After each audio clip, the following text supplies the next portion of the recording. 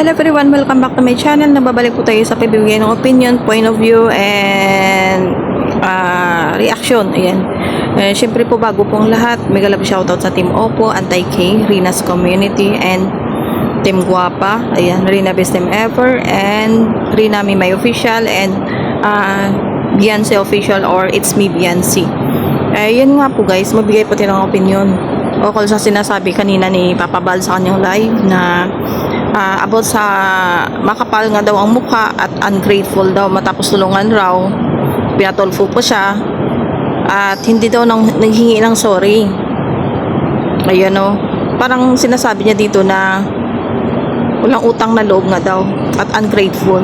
Ang pagkakalam ko kasi, sina Beyonce, always sila grateful sa mga tinutulong na yung nangyari sa buhay nila, yung mga tumulong sa kanila, lagi po sila nagpapasalamat kahit dun sa Raffy Tulfo in action. Sinabi niya din na grateful po sila sa naitulong ng Kalingap sa kanila, lalo na sa mga sponsor, di ba po?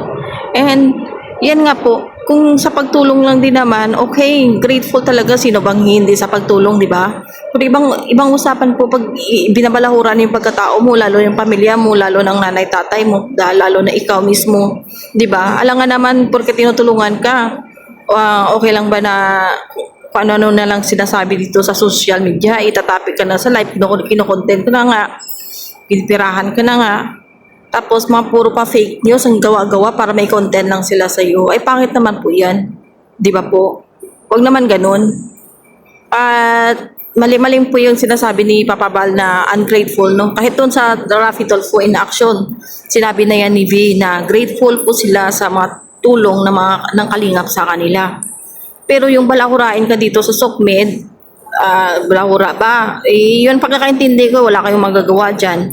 Di ba? Yung mga reactor dyan, ng babalahura, ibang usapan na po yan. At yung panahon na kasi na yun, nakikiusap na sila na stop bashing. Di ba? Hindi talaga mapipigil yung mga bashing na yan kung si Papa Bal is still nagsasalita sa live niya at re-reactionan po ng mga reactor. Pagdating sa mga reactor, re-reactionan ng mga negatibo. So hindi po talaga mapipigil ang mga balitaktakan dito kasi nga galing po sa live niya yung kanyang yung mga lumabalabas na issue. Kasi yung mga reactor niya nakatanghod lang din sa live niya. Or yung gagawin nila, may bibigay siya ng hudyat na re-reactionan si B. Tapos itong si Papa Bal, yung mga reaction ng mga reactor niya, i-highlight niya sa live niya mismo. Kaya hindi po matapos-tapos ang issue. Alam naman natin yung Kalingap, yung mga reactor, talagang ano po yan. Yung kanilang content is puro issue. At pag walang issue, patay ang negosyo, di ba? Kaya wag po tayo magpa-hypocrite dito, no? Alam naman natin na hanap buhay nyo yan. Kahit kami, pero yung kaiba lang sa amin, hindi po kami yung ginagawang hanap buhay, yung dito yung YT. Kami naman kasi ng mga antay, kung wala kayong masilip, wala naman kami re-reactionan, di ba? Dahil galing din yan sa inyo yung mga reaction namin, kaya ano lang po. At yung balik tayo sa ungrateful, no? Di porke tinutulungan mo, kaya mo nang sabihin lahat na gusto mong sabihin sa kanila. Always naman sila grateful, pero yung balahura, yung ipahiya mo dito sa social media at kung anong sasabihin mo kahit hindi na katotohanan, tapos gagawin mo katawa-tawa sa live, hindi na pwede yun. Sino ba kayo, di ba po? Sino ba kayo para gaganyanin yan? Kung tinulungan nyo sila, nakatulong din naman sila sa inyo, di ba? Ni minsan po ba nagpasalamat po kayo sa mga mahirap na yan? Na dahilan ng pagyaman nyo, di ba hindi din? Pasalamat nga kayo sa mga beneficiary nyo kahit alam nila na nakatulong din sila sa inyo. Sila din dahilan bakit kayo yumaman, pero always sila nagpapasalamat. Diba? Kasi iniisip nila kung hindi dahil sa inyo, wala din sila sa kinatayuan nila ngayon at hindi din sila nakilala. At alam nila yan kahit sina Rina, Ate Melanie, talagang nire-respeto nila yan at grateful sila, hindi nila nakalimutan yung utang na loob. Yung mahirap kasi sa inyo. Porque na kayo dyan na sa katayuan nyo, kayo nakalingap sa kanila, feeling nyo may karapatan na kayo sa kanilang karapatang pang tao. Diba? Nagtutulungan lang naman kayo Bakit sino bang dahilan? Bakit kayo umaman? Sino ba yung binablog nyo? Di ba po sila ng mga mahirap? Dapat ilagay nyo din yan sa isip nyo. Dahil sa mga mahirap na yan, kayo umaman, dapat respetuhin nyo rin sila.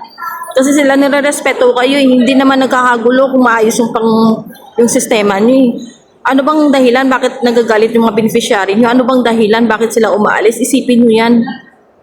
'Di ba? Isipin nyo yan.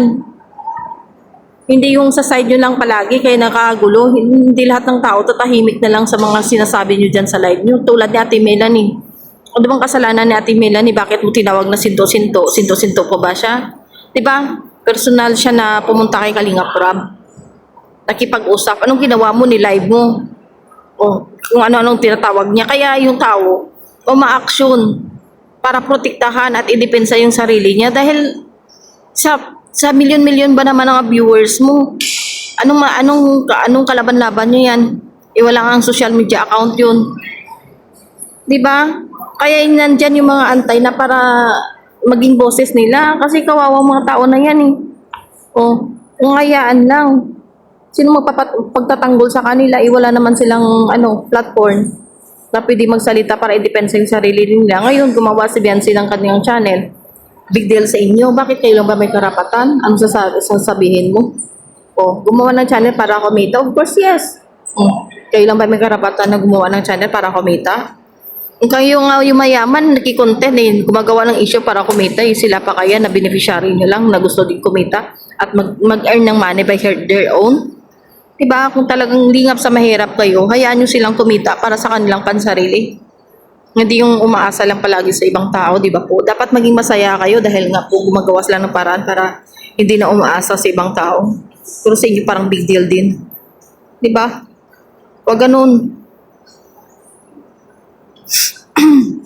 Yung mahirap kasi dyan sa Kalingap eh. Masyado kayong selfish.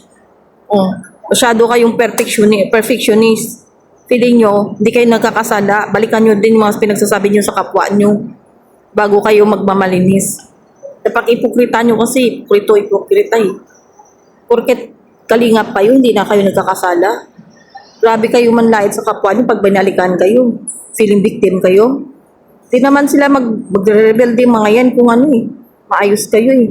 Kaya kumakalas dyan sa inyo kasi bias kayo, lalo ni mga reactor nyo dyan. Hindi naman sila aalis dyan sa Kalingap kung walang may mali. Dapat marunong kayo rumispeto. Diba? Ano ba ang sabi ni Kalingap Rob? Pag umalis na, re-respetuhin yung desisyon. Diba nung umalis, bakit nirespeto nyo ba? Hindi naman nasusunod eh. Kasi pag nangyayari kasi, pag umalis na, may mga issue kayong gagawa kayo ng issue para atakihin sila. Lalo na pag yung mga umaalis is viral pa at nakikita nyo may pakinabang pa. Diba po? Aminin nyo man sa hindi, yun talaga. Bakit yung mga umaalis na hindi viral, tahimik naman nakaalis? Bakit yung mga viral talagang gulo talaga? Tulad ni Reyna, 1 taon nyo din kami, 2 taon, binabalahura. Lalo yung mga reactor, huwag nyo sabihin, hindi kami binalahura. Kaya nga kami naging antay dahil nabalahura kami nung panahon sa kay Reyna.